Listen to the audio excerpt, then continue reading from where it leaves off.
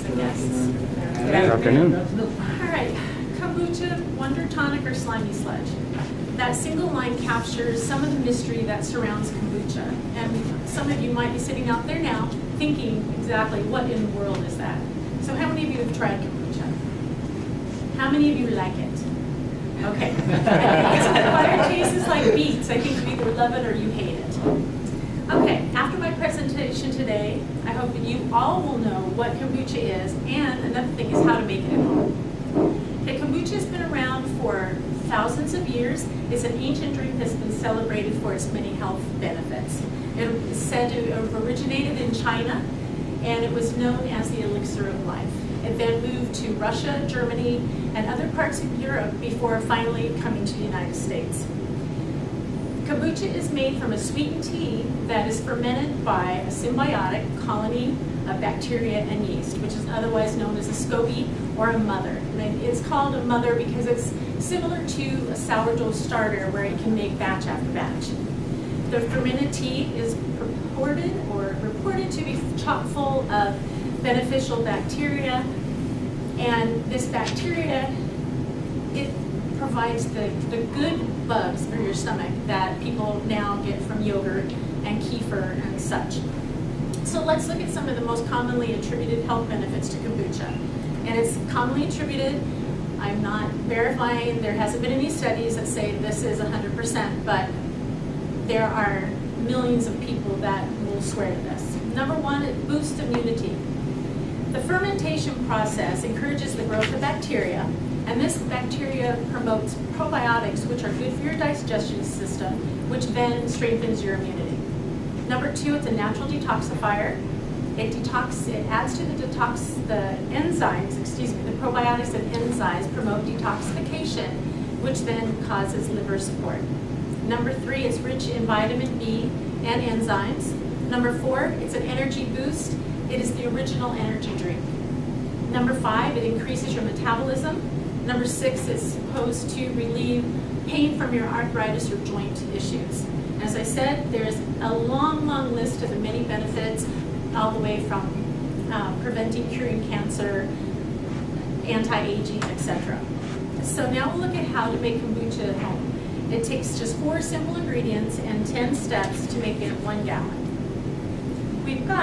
It takes approximately 3.5 quarts of water, 1 cup of regular sugar. It will take 8 to 10 bags of tea. You can use green tea or black tea, plus 2 cups of starter tea, which you saved from a previous batch of kombucha, or if you buy a store-bought brand like this, you can see the little stuff in the bottom, and you actually, if it's not been pasteurized, you can use this as your SCOBY to start your tea. And then you need 1 SCOBY per jar. Equipment, you'll have your pot, you'll have your jar, either a gallon jar. This is a lot smaller. I use 2 half-gallon ones. You'll have your cheesecloth, which is this, that's used to cover and then attach with the rubber band.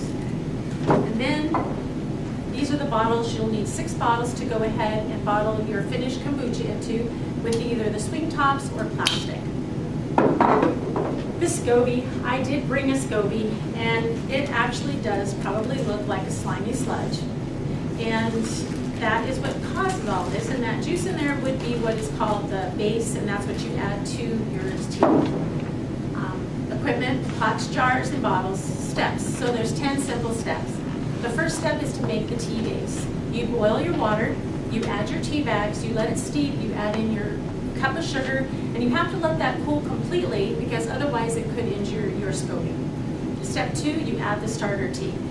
In this recipe it says to add your starter tea to that pot. I usually add it to the jars.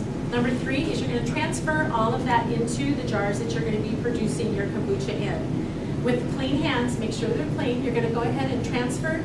You'll add the tea, the base tea, the starter tea, then you'll transfer your SCOBY in there, cover it with the cheesecloth, attach the rubber band, and then number 4, you are into the fermentation stage. It takes 7 to 10 days to ferment. You're going to put your jar in a room temperature and not in full sunlight. So we've got okay, I'm off here, sorry. Okay, then you're going to start checking in 7 days. You're going to go ahead and try your kombucha, and you're looking for a perfect balance between the sweetness and the tartness. And when you've reached that, you're go ahead and ready to bottle. So number 7, you're going to take out your SCOBY. You're going to go ahead and pour the now base tea into your bottles. You can strain it if you'd like. You can flavor it at that time, and that's called your second fermentation. You'll take that in, either do fruit juice or fruit, add it to that, and so now you're on your carbonating the finished kombucha, which is step number 9. You're going to go ahead and leave it back on room temperature for another 1 to 3 days, and that will give you to the carbonation area that you like, the level. You'll put it in the refrigerator, which will stop the fermentation, and then you need to just drink it within a month.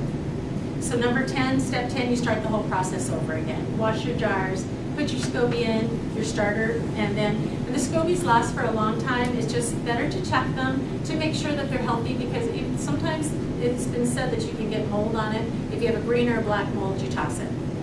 So, in conclusion today, I've given you a little background on the mysterious beverage, which is kombucha. You've seen how to make it at home and some of the health benefits. So, is kombucha a wonder tonic or a slimy sludge? I leave that up to you to decide. Thank you.